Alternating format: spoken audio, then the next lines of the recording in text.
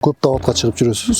Жалпы кандай пайда, кандай зыян таптыңыз? Даваттан мен бул жашоодогу ордумду таптым. Бул жашоонун баалуулуктарын таптым да. Рустам Жапаров ошо демирчилердин арасынан өзү канча сумма бере алды? Анан колунан келгенди ошо кичине болсо ырымдайм деп $15.000 берген. Азыр башкы ролго чакырса, сизге жаккан сценарий менен азыр канча сурайсыз башкы ролго толук кандуу? Минимум $1 сурайм. Бул да аз болушу мүмкүн да. Президентибиздин бардык жакшы жактарын айтып, колдон келишинче сиз колдоп турасыз. Бул пахта кору, жугунду кор деген сөздү көп жазышат. Буну жазган адамдарга эмне деп жооп бересиз? Мага чын айтканда мындай шуак устабыз айткандай кызыл ашкындай да көрбөйм да ал нерсеничи. Президентибиз чакырып өзү бир маселеңди чечкенге жардам берейин десе, кандай маселе сурайсыз? Киностудия куруп бер деп эле айтмакмын да. Биринчи үйлөнүштөн уулуңуз бар. Катташып турасызбы? Кандай жардам бересиз? Уулум азыр 20-дан ашты. Көп деле мындай катташпайбыз.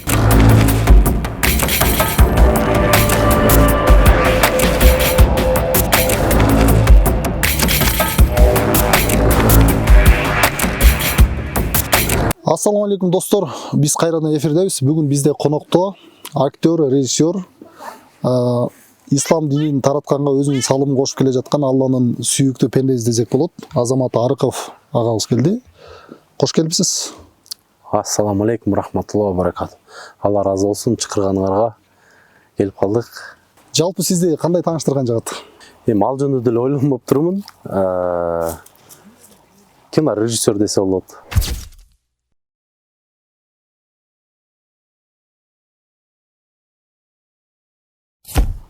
Ошого кичине. Жакында жубайыңыз менен умрага барып келдиңиз. Кандай сезимдер болду? Негизинен умрага Алла Тааламдын өкүмү менен экинчи жолу бардык. Былтыр бардык, мурдагы жыл бардык. Сезимдер боюнча айта келсек, умрага негизи бул менин кыялым болчу, келинчегим экөөбүздүн кыялыбыз болчу. Бирок эмнегедир ошол бул кыялыбызга көптөө жетебиз го деген мындай ойлор болчу да. Анан Алла Тааламдын өкүмү менен ушундай бир себеп болуп барып калдык да. Анан ушундай кубандык. Ар жакка барганда сезимдер ооз менен айтып же кол менен көрсөтүп болбос да. Негизи умрага барган сезимдер сөз менен айтып бүтпөйсүң да. Аны сезиш керек. Бирок аны сезүү үчүн биринчи ошол жактын фазилетин билишиң керек да. Ошол жактын умрага барганда сыйлыктар кандай, негизи эле ал жер кандай жер. Ал жерди билиш үчүн пайгамбарыбыз Мухаммад саллаллаху алейхи вассаламдын өмүр баянын окуш керек, сахабаларыбыздын өмүр баянын окуш керек. Ошондо барганда сезимдер башкача болот да. Сезимдер башкача болот. Биз менен барган анча-мынча ошол маалымат жок адамдарды да көрдүк да. Алар үчүн мындай эле турист катары барып, анча-мынча архитектураны көрүп, кызыгып туруп, вау деди дагы. Анан калган күндөрү күн санап ошо качан бүтсө болот эле кетсек экен үйгө деп күн санап күткөндөрдү да көрдүк да. Мисалы келинчегим экөөбүзгө күн ушунчалык бат өтүп атат. Өтпөй турса экен, дагы барып ушул жактарга ибадат кылып алсак, дагы таваф кылып алсак деп атып, ушундай бат өткөндөй сезилди. Айрым адамдар, мисалы бир 100 адам барган болсо, ошонун бир 10-о сөзсүз мындай маалымат албай, анын кадырын билбей барып алат дагы. Анан барып алып, ошондой сезимдер башкача болуп келет да. Ошондуктан ошол умрага барганда даярданыш керек экен да. Биз ошол өтө кыялданып, анын ошол сыйлыгы кандай, негизинен умра кабыл болдубу, кабыл болгон жокпу деген дагы бир маселе бар да. Ал кантип беленет? Умрадан мурунку азамат кандай, жана умрадан кийинки азамат кандай? Экөөнү мындай салыштырыш керек да.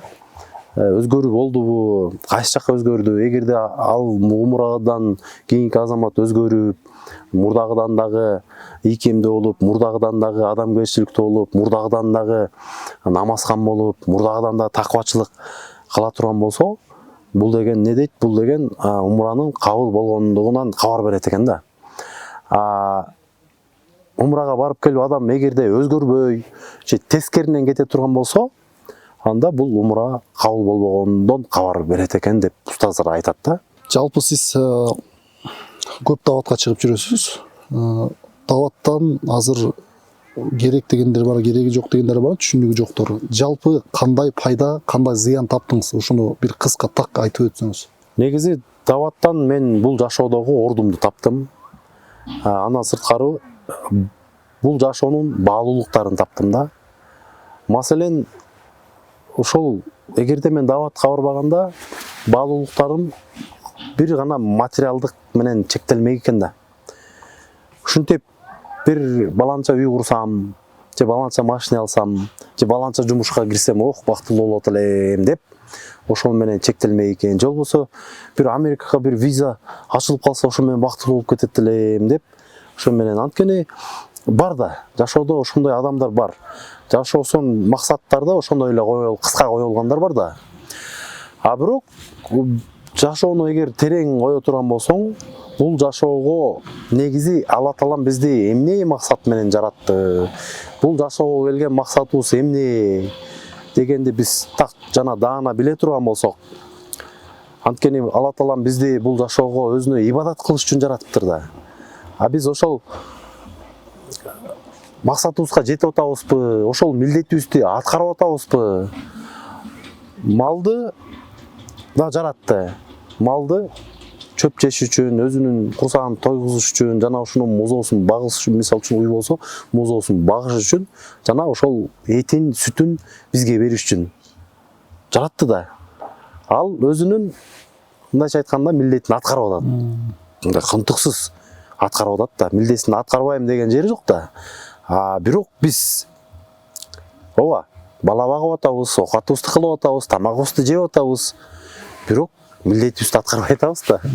Демек, малдан эч айырмабыз жок болуп аткан учур экен да. Ошондуктан ошол нерселер, ошол түшүнүктөрдү бүт даваттан үйрөндүм да. Негизи дават болбогондо, мына сөздүн ачыгы, мен керек болсо мына ИГО деп ошол кезекте мына 95-тен 2000-чи жылдары өтө катуу күчөгөн. Свидетели Иегова, Жакованын күбөлүктөрү деп кыргызча которобузду го. Ошолор катуу жүргөн. Ошол кезекте мына социалдык абал өтө оор болчу. Кошуна кошунадан нан сурап, кошуна кошунадан туз сурап, бири-бириникине келип сериал көрүп, телевизор көрмөй болчу турабы? Ошол кезекте булар пайдаланып, мынакей жашоо шарт ушундай болуп аткан учурда, эгерде силер ушинтип Кудайыбыз Иегова дей турган болсоңор, журналдарды укмуш глянцевый кылып чыгарып алып туруп, мынакей карасаң укмуш сонун мындай шибер чөптөрдө дасторконду жайып алып, баягыда негири менен кошо, тияна арстаны, козулагы, жирафы кошо жүрөт. Бар мен бир гармонияда сонун бир эс алып аткан, жыргап бактылуу болуп аткан адамдардын сүрөтүн көрсөтүп, мынакей ушундай жашоо болот. Эгерде силер Кудайыбыз Иегова деп ошону таанысыңар деп ушинтип маалымат келгенде, ошого көпчүлүк ошо ыктаган да, кирип баштаган. Кирип баштаганда бизде деле баягы ислам дини тууралуу эч кандай деле маалымат көп жок эле. Анан ошол биринчи маалыматты ошол даватчылар тараткан. Биз жака Кудай жалгап, ошол учурда даватчылар да келип айтып, эй, кой, антпе, ата-бабаларыбыз канчадан бери ушинтип сактап келаткан динибиз бул ислам. Биз деген мусулманбыз. Биздин деген бир гана Кудайыбыз бар, Аллах. Андан башка Кудай жок. Башкаларына Кудай дей турган болсоң, сен бир эле өзүң тозокко түшүп эле тим болбосоң, сен деген мына жет атаңа чейин уже эмең таасириң тийгизесиң деп ушундай түшүнүктү келтирген. Андан кийин 3 күндүк даватка чыкканда ал жактан кантип дарат алыш керек, кантип намаз окуш керек дегеле биз мисалы мазхабтарга бөлүнөт да. Кайсыл мазхабты биздин ушул ата-бабаларыбыз кармап келген, биздин ушул салттык дини мазхабыбыз кайсы? Биздин деген акыйдабыз кандай? Эгерде ошолорду карманбасак биз деген адашып кетебиз. Жана ошондой эле 20 шарт деген бар, 6 сыпат деген бар. Ошолордун бардыгын тең эгерде биз жашообузга алып келсек, эч кандай мындай бир бирөөгө да зыяныбыз тийбейт. мамлекетке да зыяныбыз тийбейт, тескерисинче пайда алып келебиз. Анткени айтат, не дейт? Биз саясатка келишмей жок, амирге итаат кылышыбыз керек.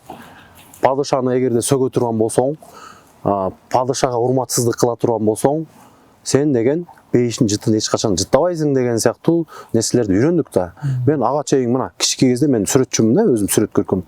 Мен Акаевди тарткан жакшы көрчүмүн, Акаевди карикатуралуу тартып өрчүмүн. Ошондо түшүндүм, бул деген бул шылдың экен, бул болбойт экен. Падышага урматсыздык кылсаң, демек Аллахтын каары жайт экен. Алла Тааламдын жердеги көлөкөсү падышалар деп дагы келет. Көп бул боюнча көп нерселер бар да. Анан муну айта келсең эле туура эмес түшүнүктөр пайда болот. Кандайдыр бир максаттары бар, бир жакты мындай ошого максат койгон, бир нерсени үмүт этип атат, же медаль алгысы келип атат, же бир кресло отургусу келип атат окшойт деп баягы айрымдар ошондой түшүнүп калат экен. Бирок мага баары бир. Кандай түшүнсө ошондой түшүнсүн. Мен эң негизги өзүмдүн Алла Таалам тыйган нерселерден тыйылып, өкүм кылган нерселерди аткарганга аракеттин үстүнөн болгону. Акыретте сүйүктүү пайгамбарыбыз ар бир үммөтүнө колун жайып, дуа кылып, ортого түшүп, бейишке киргенге чейин аракет кылып ортодо турат дейт суракта. Азыр тилекке каршы пайгамбарын тааныбаган адамдар көп. Аларды көрүп бир бооруңуз ооруйбу же жиниңиз келеби ушуларга? Негизинен өзүбүздү күнөөлөшүбүз керек да. Бизде анча-мынча динден кабары бар адамдар, анча-мынча даватка чыгып, ошол боюнча маалыматы бар адамдар, биз кандай бир ыкманы колдонбосок дагы, ошол нерсени кабарды жеткиришибиз керек, ошону түшүндүргөнгө аракет кылышыбыз керек да. Мисалы, мен кесибим боюнча режиссермун, кино тартам, кино аркылуу жеткиргенге аракет кылышым керек. Сиз акыркы жолу ошо кино боюнча айтканда, биз кино тартып башталгандан жатабыз деп бир машинаңызды сатууга чыгардыңыз. Ким сатып алса, киного кошкон салым болот дедиңиз. Машинаңыз өттүбү? Жок, эми ал муктаждыктар болбой калды. Кажет чечилип калды. Алла Тааланын өкүмү менен. Кудай буйрса, ошо бизде да жеке ишкерлер бар. Айбек Мырзабек уулу, Бексултан Коноев деген жигиттер, ошо Бешманты деген сетти түзүп чыгышкан. Ошол жигиттер биз колдойлук, андай кылбаңыз, машинаңызды өзүңүзгө буйрусун деп, ошондой Кудай буйрса азыр аят 4-тү тарткан атабыз ошол жигиттер менен. Ошол машинаны биз комментарийден окуп калдык. Кымбат коюлуптур дегендерден өзүнүн базынан канча кымбат койдуңуз эле? Кымбат эмес, былтыр 35.000 доллар алгам, быйыл 25 деп койгом. Анан негизи ошо андан ылдый сурап туруп алышты, анан мен саткан жокмун. Анткени баягы адамдын ичи оорубаш керек да. А мен андан ылдый сатсам, мындай ичим тызылдап калмак да. Былтыр 35 алсам, анан быйыл 20-га сатсам болбой калат депчи, ошол. Сиз спонсор издегенде кандай шарттар болот? Спонсорлор кандай өзүнүн шарттарын коет? Негизинен мен канча күндөн бери ошол спонсорлордон тыйын алып, ошону сарптагандан кийин ошол акчанын акысын бергенге аракет кылам да. Демек ошолор жөнүндө айтам, ар бир жерде айтам. Мен мисалы азыр деле ыраазычылык билдирүү катарында айтып, ошол адамдардын мындайча айтканда купулуна толгонго аракет кылам да. Мындай алып эле жөн эле бир унутуп калып деген нерсе жок да. Сизден биз интервью алабыз деп чыгарганда элден суроолор келди, арасынан бир азын коштук. Көптүн кызыккан суроолору ниет тасмасына жалпы канча бюджет кетип, канча касса жыйнады деген суроо эң көп келиптир. Эгер сыр болбосо, кааласаңыз баштатсаңыз да болот суроодон. Эми жакшы эле болду. Эми аны мындай сыр катары эле калтырып коелук. 100.000 доллардын тегерегинде бюджет болгон. Бирок жакшы эле түшүп берди. Негизи актады. Актады, кичине түшүп берди. Анан эми аны сыр эле кылып туралык. Ниет тасмасында эң кымбат актер ким болду? Күнүгө канча төлөдүңүз? Ушуну айтсак болобу? Эми бизде деген аябай укмуш, меники кинодо монча бересиң деген сыяктуу актерлор болгон жок. Ошондо деле эң кымбаты ким болду? Канча төлөндү күнүгө? Эң кымбаты бизде деген бирөөсүн ашырып, бирөөсүн кемиткен жерибиз жок. Башка ролдордун бардыгына тең сменасына 5.000 сомдон бердик. Кээ бирөөнүкү 20 смена болду, кээ бирөөнүкү 25 смена болду, эң көбүнүкү 30 смена болду да. Күнүн эмес, сменага сүйлөшүлгөн. Бир смена бир күн да, ушул 12 саат. 12 саат. Ниет тасмасында демөөрчүлөрдүн бири, өзүңүз да база белгилеп айттыңыз, Рустам Жапаров болду. Кантип байланышып, кантип акча алып, кантип кимге жолуктуңуз? Өзүнө жолуктуңузбу? Кантип алдыңыздар ушуну? Эми ал киши бир эле мага жардам бербейт. Көп көптөгөн ошо инсандарга жардам берет. Чыгармачылык колдообу, башкасы колдообу. Ушул Инстаграмда отурат, стористерди көрүп байкап отурат да. Кимде кандай мүчүлүштүктөр болуп атат, кимдин кандай маселеси өткөндө бирөөнүн машинеси, кыздын машинеси өрттөнүп кетти, дароо жардам берди. Андан кийин ошол сыяктуу эле биз деле ошол байма-бай ошол чыгып атканыбызды көрүп, жакшы иш болуп атыптыр, Алланын ыраазычылыгы үчүн кино тартылып аткан экен деп, ошо балдар аркылуу ошо айттырып, чакыртып, жолугуп, анан ошо кичине жардам берген да. Рустам Жапаров ошо демөөрчүлөрдүн арасынан өзү канча сумма бере алды демөөрчүлүккө? Негизи мен ошол ал кишиге жолукканда бүт киномду каржылап бер деп сурангам. Ошентсеңиз жакшы болот эле деп. Бирок ал киши ошол убакта башка кинону каржылап атканына байланыштуу $2 бир каржылай албай калам, кечирим сурап, анан колунан келгенди ошо кичине болсо да ырымдайм деп $15,000 берген. Сиз тарткан кинолордон көп кино тарттыңыз. Биз көрүп турабыз, интервьюларын баарын көрүп чыктым.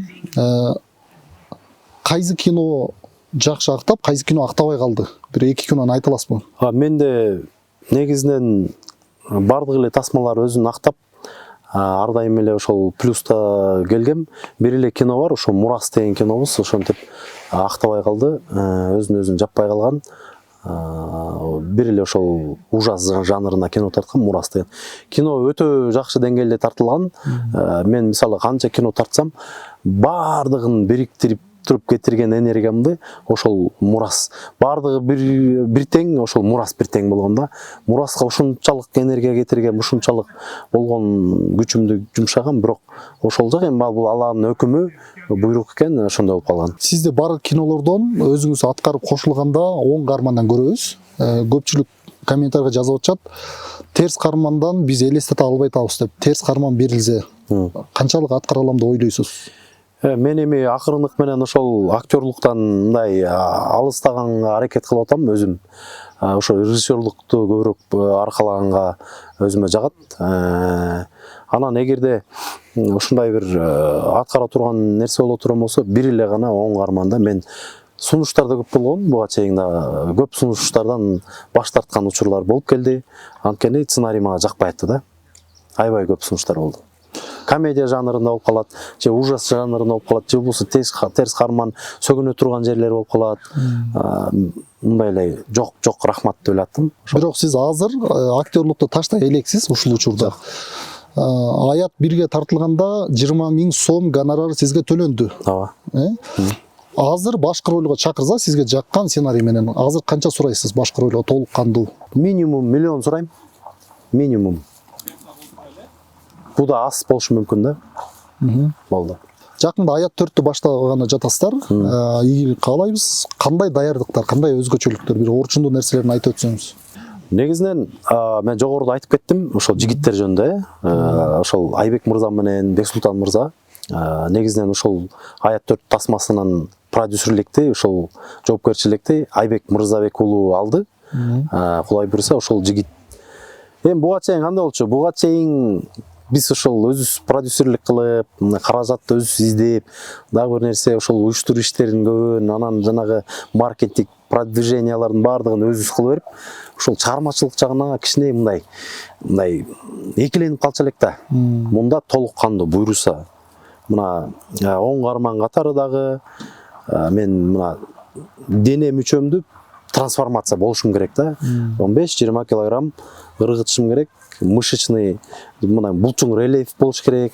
Андан сырткары мен ошо сценарий менен аябай катуу иштешим керек, ийне жүүнө чейин. Бул жерде бир эле сценарист эмес, бул жерде деген 3 сценарист менен иштешип атабыз да. Анан бизде деген фокус группа деп түзөбүз. Ошо менен кайра бышырып, бул кино Аяттын жыйынтыктоочу тасмасы болот. Демек, бул өтө жогорку деңгээлде болуш керек. Бардык жакты камтыган, азыркы социалдык, саясий кандай бир көйгөйлөр бар. Ошол нерселер дагы камтылып кетет. Бул жерде сөзсүз кичики баладан тартып, чоң атакеге чейин бир мындай кызыгып көрө турган тасма болот. Бул жерде сүйүү темасы дагы бар. Бул жерде жаштарга ылайыктуу, мисалы үчүн азыр жаштар арасында наркомания аябай мындай эме болуп атыптыр да, мындай көйгөй. Ошол маселени козгойбуз, мотивация бере турган жактары да бар.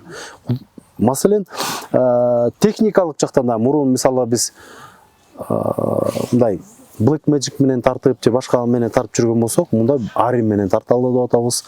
Демек, сапат Голливуд болуш керек да. Аят 1, 2, 3кө тартылган актерлордун канча пайызын тандап кошосуз 4-кө, Аят 4кө? Канча пайызын алдыңыз? Бул боюнча биз сурамжылоо жүргүзүп, жана ошондой эле ар ким менен ошондой мүмкүнчүлүгү бар, конкурста кылганбыз. Кимде кандай ой бар, жакшы ой айтсаңыздар, эгерде биз ошону киного камтый турган болсок, ким көп класс алса, ошол комментарий менен. Биз ошол чоң байке бул телефон болот, андан кийин 5 манты кафесине сертификаттар болот да, тамактанууга. Ошондойлорду ойнотобуз. Ошол жактан да карап атабыз, ошол жактан анализибизге караганда бул тигил деп жазып атат, эми ошолорду сүйлөшүүлөр жүргүзүп, мынакей элдин талабы келгиле 4кө кошулгула деп чекесинен сүйлөшүп, мынакей азыр жүргөн учур. Аят 4 канча жылдык, канча убакыттык проект, качан бүтөт? Бул 1 жылдан аз убакыт, мисалы 9 ай деп мындай эсептеп чыктык. Азыр алдын ала даярдануу учуру, долбоордук негизде сценарийди иштеп чыгуу, команданы топтоо, андан кийин чоң даярдык көрөбүз дагы кышында тартылат. Кышында январдын ортосунан февралдын ортосуна чейин тартылат. Андан кийин пост продакшн, андан кийин ошол маркетинг жүргүзүү, анан негизинен ошол күздө чыгат, сентябрь же 31-августта чыгат, буйруса. Жалпы убакыт 1 жылда даяр болуп чыгат план боюнча. Ийне жүүнө чейин аябай жакшы, шашпай, майын чыгыш керек. Сизден бир окуя боюнча сурайын деп турам. Көп интервьюларда жооп бербептирсиз. Ошол окуяда катышкан каармандардын атын атоонун кажети жок. Баары бир атабайсыз деген ойдомун, бирок ошол окуя боюнча бир аз айтып берсеңиз деген бизде сураныч бар. Айтпасаңыз да өзүңүз билесиз. Бир адам менен конфликтке барып, Кыргызстандан чыгып кетип кутулдум дегениңиз бар экен. Бул кандай окуя болгон? Бирок көп интервьюдан сиз айтпаптырсыз. Жок, кутулдум эмес, эми болгону мындай эле ал кишиден качкан жерим жок же бир нерсе эмес, эми болгону эми бир проект ошо мурастын үстүнөн иштегенбиз да. Мурастын үстүнөн иштегенбиз. Анан мен айтып атпаймынбы, мураста мисалы мен канча кинодо иштеген болсом, ошо мураска кетиргендей энергия эч жерге кетирген эмесмин да. Баарын чогултуп кетирген энергияны да ала келгөндө мураска кетиргенде ал жакта трансформация тела деген бар, ал жакта мындайча айтканда продвижениясынан баштап иши кылып көп. Анан акырында ошол нерселердин баардыгы акталбай калды, тескерисинче жаман сөздөрдү мындай незаслуженно угуп алгандыктан, анан ошондо капаланып эле, анан кой лучше Москвага барып, ошол жактан бир жакшы иштерди кылып, ошол жактан да тажрыйба алып, кичине мындай хижра кылдык да, мындайча айткандачы. Ал спонсорлордун бири болгон. Ошондой болгон. Түшүнүктүү. Азыркы жашоодогу эң көйгөйлүү маселелердин бири бизнести үйрөтөбүз деген коучтар жөнүндө сурайын деп атам. Пикириңиз кандай? Эгер өзү коуч болуп, бирөөгө бизнес үйрөтө алса, эмнеге өзү жазабайт деген суроону көп беришет. Өзү эмнеге бизнесмен болуп кетпейт депчи. Ушул боюнча кандай бересиз? Ооба, менде деле андай кездешет. Мага ушундай балдар бар. Өздөрү инвестиция тартканды үйрөтөбүз деп жүрүшөт. Анан мен балдарды чакырып айттым, менин иничектерим болот. Анан айттым, эй, бирөөгө үйрөтүп эмне аласыңар? Келгиле инвестиция тарткыла дагы, муну Аят 4 тарталы дедим десем мынча калбай калышты да. Эми мен айттым да, эй, бирөөгө үйрөткөндөн мурун өзүңөр тартканды мындай көрсөткүлө да, мына инвестицияны монтип тартат деп. Ошону проект кылалык, тарталык, мына инвестиция, муну Аят 4кө мондай кылып тарттык. Монча бюджет тартылды, монча инвестор келди. Мына даяр проект, мына канчадан бери мына рекламасы бар, өзүнүн маркетинги жүрүп келген, өзүнүн көрүүчүлөрү бар. Келе десем деле мындай кайсалактап калышты да. Бу дегенди кем билбейм, мен ошол туура эмес да. Мисалы ажырашып кеткендерди айтып калышат, ажырашып кеткен адамдар ошо үй бүлөлүк бакыттуулук жөнүндө дагы коуч кылышат экен. Ошол эле TikTok'то деле бар, илими жок, диний илим ала элек, же бир Египеттен окуп келбесе, же бир Мекке Мадинадан окуп келбесе, же бир Кара Балтанын бир медресени бүтүрбөсө, эч жакты бүтүрбөй туруп эле бир YouTube'дан көрүп алгандардын негизинде эле бир мындай бир суроо жооп кылып аткандар да бар да. Мисалы да, дин боюнча, дин маселе боюнча да. Бу да туура эмес, мисалычы. Кудай ошолордон сактасын да. Кыргызстандын мыкты чыган азыркы жаш жигиттеринин бири Билим Майниев агабыз. Бул чыныгы бизнесмен адам бирөөгө үйрөткөнгө убактысы болбойт. Ал өзүнүн бизнесмен алектенет деген ойду айтты. Демек сиз дагы коучтар жөн эле элди алдоо деп эсептейсиз толук. Ой, мен ошого эле бара-бара болуп калып атат да. Мисалы, Жумайдыл байке үйрөтсүн. Аскар Салмеков байке үйрөтсүн. Дагы кимибиз бар? Бизде деген ошол Билим Майнаев үйрөтсүн. 12-5 мантыны уюштурган жигиттер үйрөтсүн. Алар үйрөтсө жарашат. Мына мисалы үчүн Казакстан бизнесмени Мурутжан байке, Маргулан байке, Маргулан Сейсенбай. Ошол байкеге жарашат да. Мисалы ал анткени кылып койгон, билет, жолдорун билет, эмне кылган туура, эмне кылган туура эмес, кандай кылганда адашасың, баарын билет да. Эчтеке машинеси жок жүрөт дагынан бизнес кылган үйрөтөм деген туура эмес, ал адашуу да бул. Ал наоборот жарга такап бирөөлөрдү адаштырып банкрот кылат да, тескерисинче. Барбаш керек аларга. Психологдор боюнча сурайын деп турам. Бирөөдөн мындай пикир уктум. Психологдор эгер жашоосунан бир нерседен адашса, булар Куран хадистен жооп издебей, психологиядан жооп издеп жөнөшөт деди. Бул деген сөз психологияны динге каршы коюш үчүн эбирейлер ойлоп тапкан деген пикирин жазыптыр. Ушуга келишесизби? Кандай пикир айтасыз? Негизинен бул чындыкка дал келет. Анткени динде жүргөн адам эч качан депрессияга оңой менен кирбейт да. Мисалы, ал адам рызкын Аллах берет деп атса, демек эртең ачка калам деп коркпойт экен. Туура айтамбы? Маңдайыма тагдыр жазылыптыр. Кой, буга шүгүр айтышым керек. Буда болгон менин Алла Тааладан келген сыноо. Айтат. Мисалы, эгерде адамдын, мусулмандын башына 40 күн ичинде бир кандайдыр бир акыбал келбесе, жок эле дегенде мисалы тиши канап, же болбосо чалынып кетип, же болбосо да бир нерсе болуп, же колун мындай күйгүзүп алып, бир нерсе кыпчып алып, бул мындай жөнөкөйлөткөн элечи, же бир сасытма болуп калып, же бир жөтөл болуп калып, болбосо, демек ыйманында бир күмөн бар деген мындай сөздөр бар да. Орам ошолордон баардыгы маалымат болсо, мисалы жөтөлүп калсам, бул менин Алла Таалам даражам көтөрүп атат. Бир кыйынчылык болуп калса, мен буга сабырдуулук кылып шүгүр айта турган болсом, Аллах эртең мага 2 жакшылык берет деп аябай кубанып атса, мисалы. Мисалы, жоокер болуп мусулман болсо, эртең бир душман менен бир салгылашып аткан болсо, калай ойлосо, мисалы, азыр мен ушул жолдо курман боло турган болсом, менин жаннатка барам. Эгерде мен курман болбой турган болсом, элиме баатырат алам деп, бул да өзүнчө мотивация болот да. Бул болгону гана динден кабары жок адамдар, диндеги эмес адамдар ошол билбегендиктен ушул психологдордон издейт экен да. Көп эле учурлар кездешкен, канча деген белгилүү психологдор өзү аягы барып асынып өлгөн же да бир нерсе болуп өлгөн учурлар көп кездешет да. Кийинки суроо мындай болсун. Сиздин баракчаңызды биз дайыма көрөбүз, видеолоруңуздун баарын көрөбүз. Президентибиздин баардык жакшы жактарын айтып, колдон келишинче сиз колдоп турасыз. Ошо менен бирге сиздин видеолоруңуздун комментарийларды көп окуйбуз, баарын окуп турабыз. Бул пахтакор, жугундукор деген сөздү көп жазышат. Ушул боюнча ушуну жазган адамдарга, ушундай ой жүгүрткөндөргө эмне деп жооп бересиз? Кандай айтасыз? Эгерде ошол мен чынында акыйкатта пахтакор болсом, акыйкатта алар айтып атканда жугундукор болуп, андан бир нерсе үмүт өтүп жүргөн болуп, ошону максат кылып, анан ошол негизинде ушинтип мактап аткан болсом, акыйкатта анда чычалайт болчумун да. Чын чычалайт болупчу. Мага чын айтканда, мына Шубак Устазов айткандай кызыл ашкындай да көрбөйм да ал нерсеничи. Мен тескерисинче боорум ооруйт. Неге андай түшүнүк аларда депчи. Бирок акыйкатта өзгөрүүлөр жакшы эле болуп атат да, аны деген баардыгы жөнөкөй адамдардан, мисалы 10 кишиден сурасаң 9 айтат да. 9 айтат сөзсүз. Бирок ошол эле сиз айтып атасыз да, жана жазгандарын. Анан мен кээ бирөөнө кызык кирем да.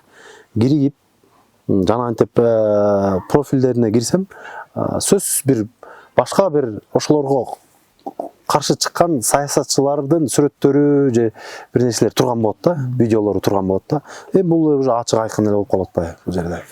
Билип жазгандар бар, билбей жазгандар бар. Негизи кыска кантип түшүндүрөбүз? Пактакор деген кандай болуш керек? Көрүүчүлөр билип алсын, ошондон кийин жазсын. Бир эреже барбы? Ушуну айткыла пактакор деп. Пактакор деген мисалы бир жанында тегерегинде жүрүп бир мансапты аркалап, анан ошол максат кылып, мен ушунчалык жагалданып, колуна суу куюп, жакшы сөздөрдү айтып, жаман мындай бир туура эмес болуп баратса да аны туура деп отуруп, бир баягы колунан бир кандайдыр бир материалдык болобу, же болбосо бир жумуш болобу, же кресло болобу, ошого жеткен адамдарды ошентип айтса болот да, пактакор депчи. Мен түшүнүгүм боюнча ошондой да. Мисалы Арзымат, ошону жөн эле бир амбициясы жок, же болбосо бир максаты жок, же бир мен мисалы үчүн азыр бир жердин бирдемкеси болуп отур, же мэрияда бир жерге отур десе да отурбайм. Мен мисалы билимим жетпейт, мисалы да, мен орто билим да. Депутат бул десе да барбайм. Мен принципиалдуу түрдө акыркы учурда мен мына жогорку билимимди атайын мындай бүтүрбөй атам да. Мен заочный келатып атайын эме алгам, академический алгам да. Балким ошону бүтүп алсам, менде да кандайдыр бир мындай бир напси ойноп, ошол жактарга дагы бир ушунча публикам бар, ушунча менин эме аудиториям бар, ошолорду колдонуп бир депутат болуп кеткенге мүмкүнчүлүк бар деп. Балким напси ойноп кетиш мүмкүн да. А бирок мен үчүн кордук да ал нерсечи. Мен үчүн кордук. Ошон үчүн меники башка, пактакорлордуку башка да. Сизди талантыңызды сыйлап, кылган эмгегиңизди сыйлап, Кыргызстан бир жөнөкөй жигити жараны катары президентибиз чакырып өзү бир маселеңди чечкенге жардам берейин десе, кандай маселе сурайсыз? Эмнени чечип бер деп айтат элеңиз? Негизинен эгерде ошондой маселе козголо турган болсо, мен өзүм баягы чыгармачыл адам катары көп учурларда ошол кайра дагы бир ошол менин тасмалардын баардыгы тең бир социалдык болуп аткан соң, мен көп учурда ошол баягы кийинки кинону каржылаш үчүн мындай бир каржы издеп калабыз да, ар дайымчы бизчи. Анан биз өзүбүз каржылап кеткенге мүмкүнчүлүк боло турган бир ушундай бир киностудия куруп бер деп эле айтмакмын да. Анан мен ошол менен мен жумуштагы көп орундарды камсыздамакмын, ошону менен дагы мен көп кишилерге дагы жардам колун сунмакмын деп эле айтмакмын да, мисалы да. Жашооңузда кредит алып көрдүңүзбү? Потребительский кредит алгам 70 000 сомдон 2 жолу. Андан кийин түшүнүп келген ошол кредит алган болбойт экен деп. Анан албай калгам. Кыргыздар кредит арам экенин билип, кредит алып, карызга кирип, ысырапкорчулуктун түбүнө жетебиз. Бул эмнеден да ойлойсуз? Биздин каныбызда барбы? Же кыргыз эли ыймансызбы? Же ысырапкорчулукка биз бир кумарбызбы? Кантип түшүнөсүз ушуну? Эми бул барып акырындык менен ошол динден кабар бар адамдар ошол нерседен алыстап келатат да. Алыстап келатат. Ошол эле ошо дин жайылган сайын, элдер такыбачылыкка өтүп аткан сайын, мынакей мына завод деле банкрот болуп кетти го, айыл завод. Мисалы бул бекерин эмес да туурабы? Завод деле банкрот болуп кетти го. Эми ушул сыяктуу мына казино деле не актуально болуп калды да. Мисалы мен казино маселеси көтөрүлүп атканда көп деле корккон эмесмин. Анткени мен билем акырындык менен багы көбү ушу казино арам экен деп барбайт. Бул казино деле азыр деле мына жок бул жобол болуп кетти го. Мисалы маселе деле жок да. Ошол сыяктуу деле ал нерсе деле бара акырындык менен түшүнүп келип, ал нерсе да жок эсе болот. Анан ошол банк системалары ошол туура шариатка шайкеш келген механизмдерди ойлоп таба баштайт. Акырынан келатат, мына мурабаха деп бүт банктар уже ошол системаны киргизип атат, же калппы. Муну акырындык менен келатат ал нерсечи. Проценттер азаят, анан ошентип барып мурабаха системага өтөт го деп мен ойлойм да. Сиздин машыгуу залыгыңыз бар экенин билебиз. Иштетип жатасызбы? Канча бала машыгат азыр? Жок, аны жаап койгонума жарым жыл болду. Ал жерде киностудияга айлантып атабыз да. Азыркы сиздин экинчи үй бүлөңүз, биринчи үй бүлөңүздөн уулуңуз бар. Катташып турасызбы? Кандай жардам бересиз? Уулум азыр 20дан ашты. көп деле мындай катташпайбыз, анда санда чалышып турабыз. Ошо кички кезде анча мынча мындай жардам берчүмүн, азыр андай деле муктаждыктар жок ал кишилерде. Акыркы сурообузду ушу менен жыйынтыктайлы. Ал кишилерде сизде муктаждыктар жок. Бирок азыркы жалпы элге сиздин бир акыл насаатыңызды жеткиргим келип турат. 3-4 баласы менен аялын таштап кеткен эркектер, аялына жардам бербей, балдарына жардам бербей таштап кеткен эркектерге эмне айтасыз?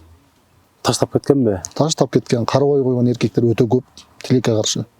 Аялы жардам сураса да жардам бербейт, балдарына да жардам бербейт, андай эркектер өтө көп. Ушулар жөнүндө бир жыйынтыктасак. Жардам бериш керек го дейм, эми аракет кылыш керек. Эгерде муктаждык болуп атса, маселе кантип кайсы жол менен ажырашканда да болот да. Эгерде чын эле мындай бир чанып таштап кетсе, бул өтө туура эмес да, бул. Туура эмес, сыздатып кетсе туура эмес. Мен да айта албайм ал кандай эмне. Эми адамдын өзүнүн эркине коюш керек го дейм мен аны. На себе посмотри дейт да, мен айтсам азырчы. Сизге ыраазычылык билдиребиз, келип бергениңизге ыраазычылык билдиребиз. Сизди бир сөзүнө турган бир мыкты жигиттер деп эсептейбиз. Интервьюдан кийин байланышып, өзүңүз суроолорду окуган жоксуз, жибер деген жоксуз. Суроолордун бул жери мындай экен, андай экен, ал жерин кезели деген сиз жактан сунуш болбойт деген мен ишеничтемин. Жок, эч кандай маселе эмес. Эми аны бул айкын, ачык эле нерселер да. Мунун бир жерин калп айтып же бир нерсе кылып койсоң, анан бир жөн. Анан бул жерде деген азыр баарына эле малым нерсе. Чора турганда эле эч нерсе болгон жок. Эч нерсе болгон. Ыраазычылык билдиребиз. Жалпы кыргыз элине бир кайрылуу учурашып койсоңуз болот.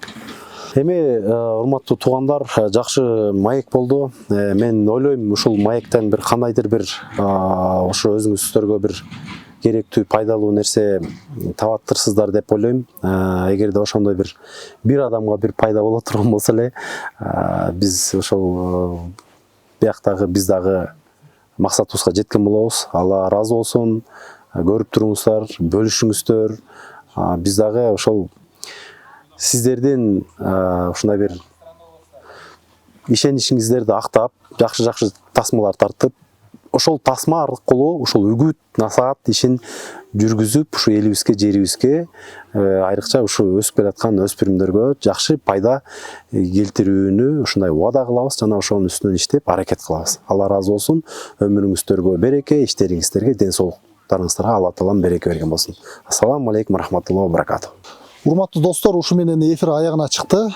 Кийинки эфирден көрүшкөнчө аман туруңуздар. Биздин каналга каттарыңыздар. Кийинки конокту кимди чакырабыз, комментарийга жазыңыздар.